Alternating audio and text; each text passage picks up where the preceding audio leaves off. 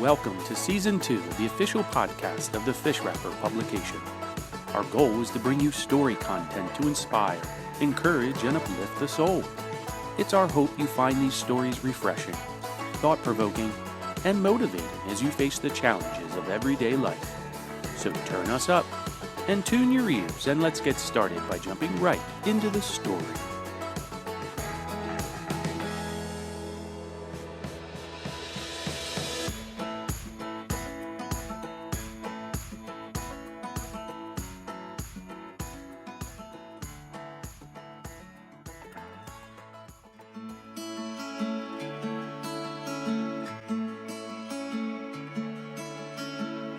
The Finished Story, Part 2, by Lucy Maud Montgomery.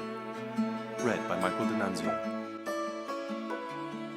Early in April, I received a letter from an aunt of mine in the country, saying that she intended to sell her place and come to the city to live. She asked me to go out to Sweetwater for a few weeks and to assist her in the business of settling up the estate and disposing of such things as she did not wish to take with her. When I arrived at Sweetwater, I found it moist and damp, with the sunny moisture and teasing chill of our Canadian springs.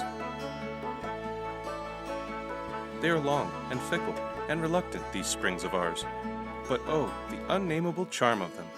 There was something even in the red buds of the maples at Sweetwater and the long smoking stretches of hillside fields that sent a thrill through my veins. A week after my arrival, when we had got the larger affairs pretty well straightened out, Aunt Mary suggested that I had better overhaul Uncle Allen's room. "The things there have never been meddled with since he died," she said. "In particular, there's an old trunk full of his letters and his papers. It was brought home from California after his death. I've never examined them. I don't suppose there's anything of importance among them, but I'm not going to carry all that old rubbish to town. So I wish you would look over them and see if there is anything that should be kept. The rest may be burned." I felt no particular interest in the task. My Uncle Allen Blair was a mere name to me. He was my mother's eldest brother, and had died years before I was born. I had heard that he had been very clever, and that great things had been expected of him. But I anticipated no pleasure from exploring musty old letters and papers of 40 neglected years. I went up to Uncle Allen's room at dusk that night. We had been having a day of warm spring rain, but it had cleared away, and the bare maple boughs outside the window were strung with glistening drops. The room looked to the north, and was always dim by the reason of the close-growing Sweetwater pines. A gap had been cut through them to the northwest, and in it I had a glimpse of the sea Uncle Allen had loved, and above it a wondrous sunset sky fleeced over with little clouds, pale and pink and golden and green, that suddenly reminded me of Miss Syliva and her fluffy knitting. It was with the thought of her in my mind that I lighted a lamp and began the task of grubbing into Uncle Allen's trunk full of papers. Most of these were bundles of yellowed letters of no present interest from his family and college friends. There were several college theses and essays and a lot of loose miscellaneous items pertaining to boyish school days. I went through the collection rapidly, until, at the bottom of the trunk, I came to a small book bound in dark green leather. It proved to be a sort of journal, and I began to glance over it with a languid interest. It began in the spring, after he had graduated from college. Although suspected only by himself, the disease which was to end his life had already fastened upon him. The entries were those of a doomed man, who, feeling the curse fall on him like a frost, blighting all the fair hopes and promises of life, seeks some help and consolation in the outward self-communing of a journal. There was nothing morbid, nothing unmanly in the record. As I read, I found myself liking Uncle Allen, wishing that he might have lived and been my friend. His mother had not been well that summer, and the doctor ordered her to the seashore. Allen accompanied her. Here occurred a hiatus in the journal. No leaves had been torn out, but a quire or so of them had apparently become loosened from the threads that held them in place. I found them later on in the trunk, but at the time I passed to the next page, it began abruptly.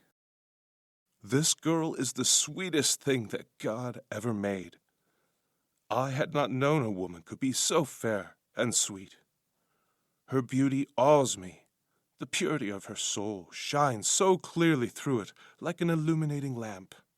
I love her with all my power of loving, and I am thankful that it is so.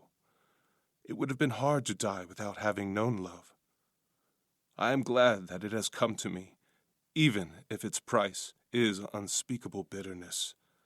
A man has not lived for nothing who has known and loved Sylvia Stanley Maine. I must not seek her love. That is denied me. If I were well and strong, I should win it. Yes, I believe I could win it, and nothing in the world would prevent me from trying. But, as things are, it would be the part of a coward to try. Yet I cannot resist the delight of being with her, of talking to her, of watching her wonderful face. She is in my thoughts day and night. She dwells in my dreams. Oh, Sylvia, I love you, my sweet.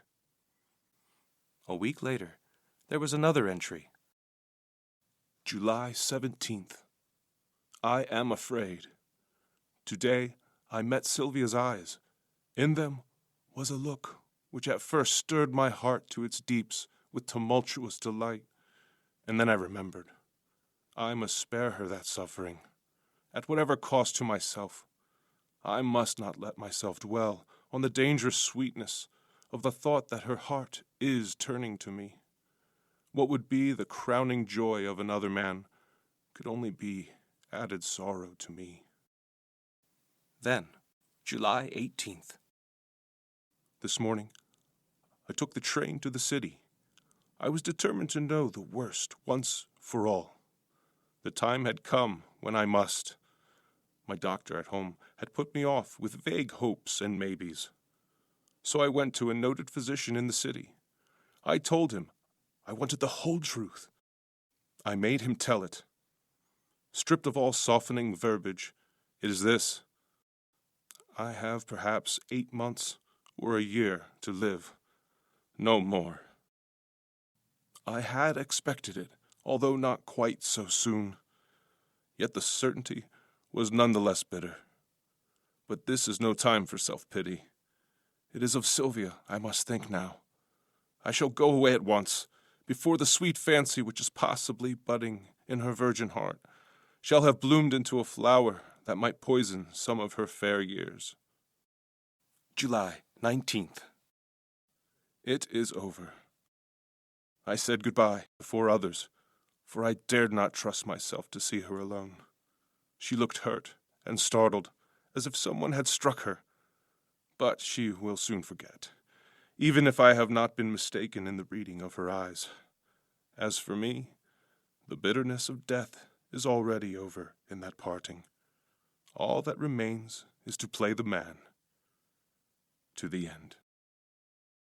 Further entries in the journal, I learned that Alan Blair had returned to Sweetwater and later on had been ordered to California.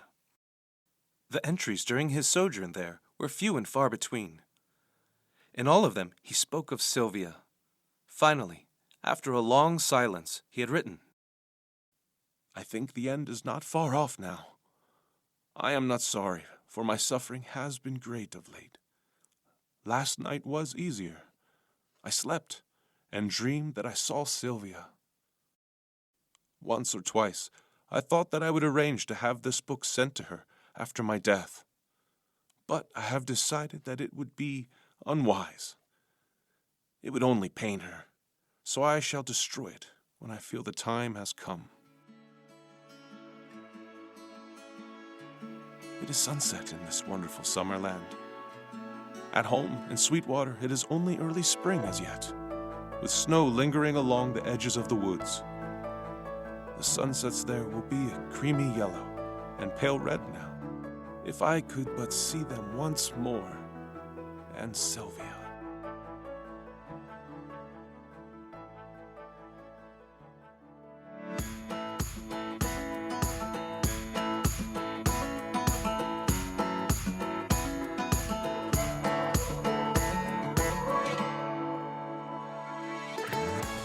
We hope you've been enjoying the story.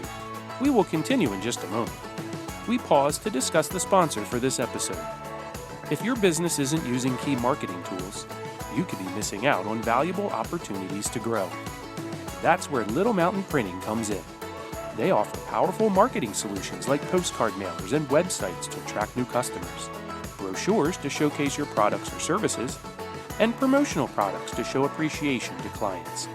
With the right marketing in place, your business has the best chance to thrive. Get started today by calling Little Mountain Printing at 717-933-8091 or visit them online at littlemountainprinting.com. Now let's return and finish the story.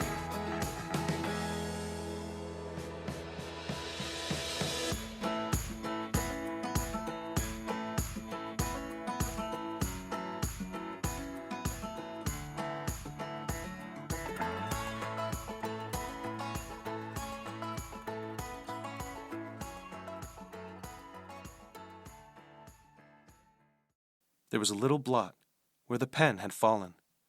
Evidently, the end had been nearer than Alan Blair had thought.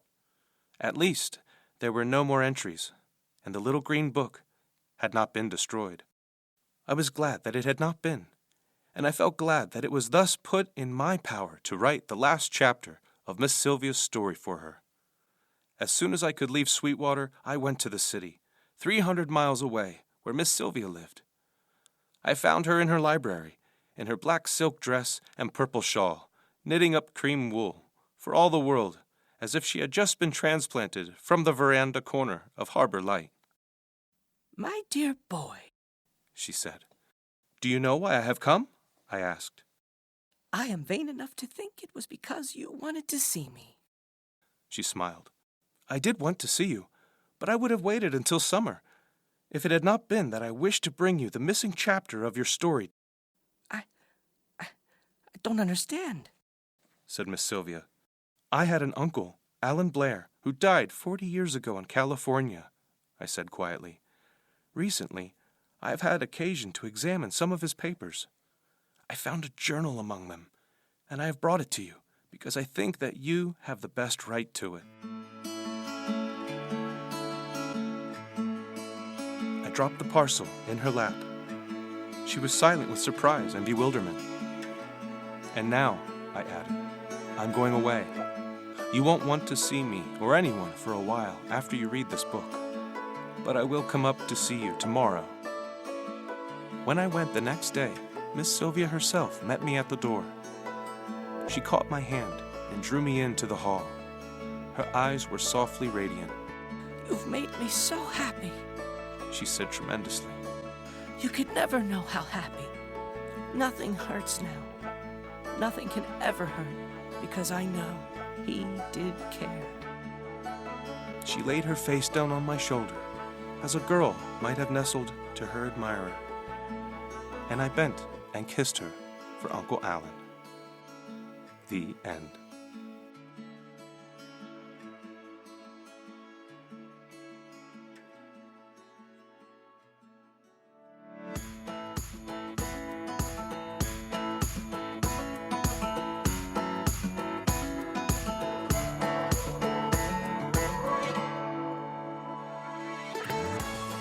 We hope you enjoyed this story and will join us again soon when we unravel another adventure from the pages of The Fish Wrapper.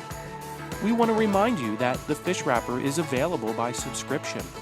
Each issue of The Fish Wrapper is jam-packed with story content, amazing recipes, games, jokes, and much, much more. Our readers never want to miss an issue, and you can order yours today by visiting thefishwrapperonline.com or by calling 717-400-FISH.